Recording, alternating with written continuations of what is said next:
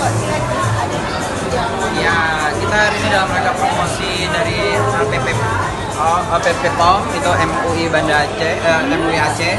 Kita mau memperkenalkan produk-produk yang sudah bersertifikasi halal di Aceh. Berarti ini khusus yang sudah dapat sertifikasi Ya benar. halal. Jadi selain kita datang dari MUI-nya, kita juga membawa produk-produk yang sudah halal di Aceh.